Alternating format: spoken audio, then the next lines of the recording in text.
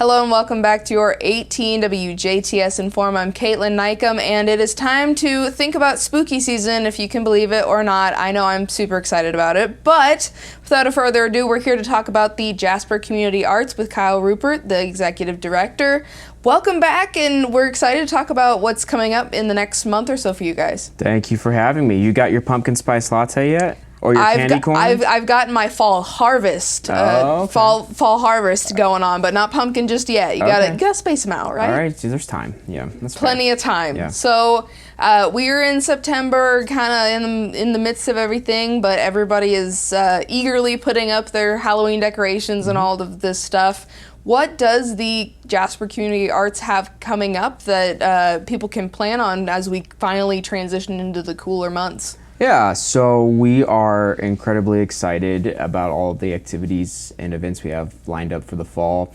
You mentioned Halloween decorations. We recently announced the 4th annual Halloween decorating contest that we do in partnership with the Jasper Public Library, and that's open to all residents of Jasper. They can go online to jasperarts.org/Halloween and select one of the 3 categories they'd like to enter to. There's no cost to enter. And then on October 21st, we will, our judges will drive around to the houses that signed up and take a look, and we'll select 3 winners, 1 for each category. And it's always fun to see what people come up with. We've got, I think, most creative, best theme, and scariest as well. I gotta say, there's a house on Mill Street I drive past every single day, and they've had their 12-foot skeleton out for most of the year. They took it down for Strassenfest, had to give him some vacation time, but he is back up proud and ready, so it'll be exciting to see who is in your guys' lineup. And we were kind of talking about it as well. If people are a bit hesitant, or maybe they know somebody who has a very well-decorated house, in order to be considered for the judging, you have to apply as well, right? You have to sign up, yeah. So I would encourage, if your neighbor or a friend goes all out for spooky season, encourage them to sign up. There's no cost. It's simply a fun contest that we like to put together. And there are Christmas decorating contests, and so we thought, there's a lot of people who love Halloween in that season. So let's bring some attention to that too. And it's just a lot of fun to see what people come up with. And you mentioned the 12-foot skeletons, and it's sort of we just had the Olympics this past summer, and it's an interesting perspective that those skeletons put things into. That's how high Simone Biles gets in the air on some of her floor routines. I know, like, they said it on the broadcast, and I'm like, okay, you think, like, I know it's 12 feet. And then you see that skeleton, and you're like, oh, that's a lot higher than what I thought. That's nothing related to the arts. It was just an interesting That's an interesting view, because, I mean, they're popping up everywhere, especially in Jasper here. Yeah. So that's they have the dog now, too. Yes, little dog. He had his backpack on for back to school. Oh, really? Oh, yes, that's fun. Very intricate. These people, I don't know we're talking about, their house we're talking about. But very demure. Yes, very demure, very Kyle. Very scary, very demure. So, Halloween, very exciting stuff.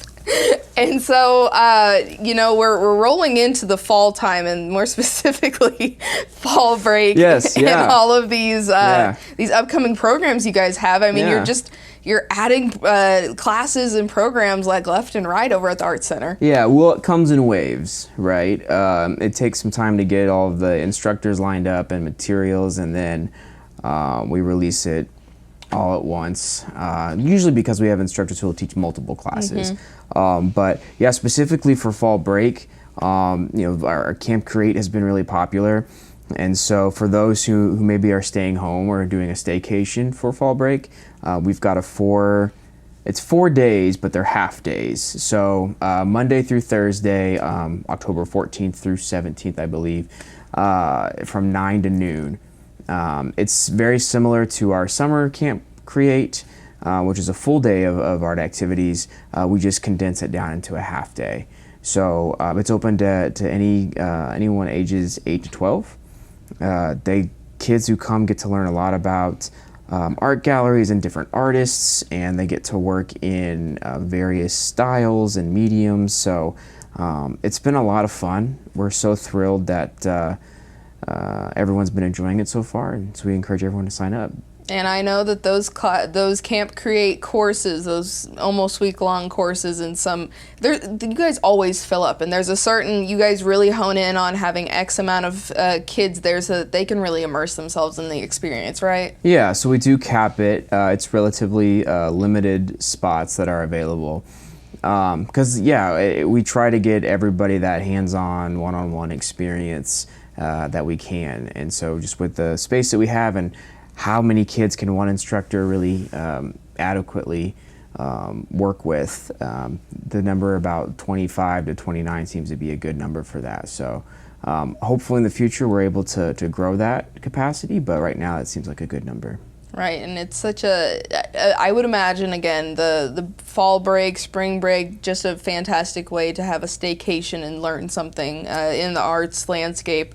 And so, you've got your Camp Create coming up, but there's other events for other ages, right? Yeah, we've got art classes for all ages. So I'm Camp Create specifically for kids 8 to 12, but we've got some retired and ready to paint classes coming up, some different My Way classes where you learn how to teach in the style of a certain famous artist.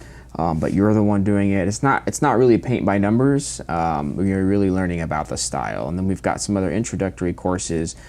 I think we've got a watercolor one coming up where you actually get to learn some of the reasons why watercolor artists do the things that they do. And it's because of the type of paint and how mixing it this way does certain things or has certain effects. So it's not just painting with watercolors. You're going to learn the behind the scenes, if you will. Yes, and remind us if we want to learn about the upcoming courses. How best can we find that information? The quickest and easiest way is to follow us on Facebook. But if you're not one that's on social media, you can go to our website at jasperarts.org. There on the top, there's a drop down that's labeled workshops, and then there's different options within there that lists all the different opportunities. Very good. And then not too far away from that tab, you can go to the events and ticket sales, and you can see the main lineup that you guys have. And you guys are, again, bringing in some more familiar names this fall going into the winter, right? Yeah. So we've got 13 shows planned from September through April. 3 of those have sold out already. And in October specifically, we've got comedian Preacher Lawson. Millions and millions of followers and views on social media, was a runner-up on America's Got Talent. Very funny comedian. He's great for people of most ages. It's not something you'd have to worry about taking your grandparents to or something like that. So very excited. The tickets are going fast for his show as well.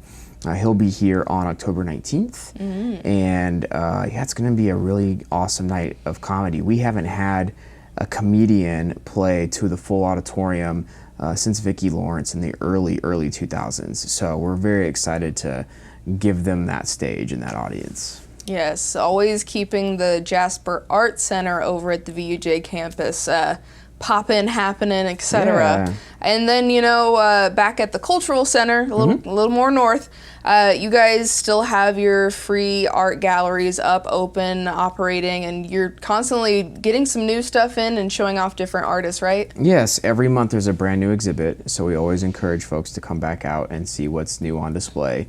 It can be a monthly trip. You can come downtown, pop in at the exhibits, head over to one of the local restaurants downtown and eat there. You can just make a whole afternoon of it, really. So visit the shops. Just sit on the square. It's just a great experience downtown. And every month is something new, no admission charge, and we've got a great lineup coming up for the rest of this year and into 2025. Right, and again, with the various courses you guys keep adding, you've got community theater popping in and out of there every now and again, as well as all of the classes and the artists. And again, you guys just have a multitude of things going on everywhere. But once again, it's really for the community to appreciate the arts and be able to immerse themselves as much as possible. And I can only imagine if and when the colder weather eventually comes to our doorsteps here, it'll be more events inside, and that's why the Arts Center is a perfect place to kind of start. because it is indoors and it's accessible to everybody. Yeah, and we try to provide that opportunity as best we can, and we're extremely grateful for all the support. And support takes a lot of forms, whether that's financial support or volunteering or stopping in and checking out what's going on. Right. The Arts Center, always very mindful, right? Very mindful. Very mindful, Yeah. Very demure. Very demure. Well, Kyle, we appreciate your time as always. Successfully getting through another interview with us, and we look forward to seeing the Halloween decorations and spooky season and all the exciting shows you guys have coming up. So thank you. And thank you for having me, and thank you, besties. Besties. Lock it in. All right. While Kyle cringes over here, I'll wrap it up. So for your 18 WJTS In.form, I've been Kaitlyn Neukam, and we have been with the Jasper Community Arts, and we are local people watching local people.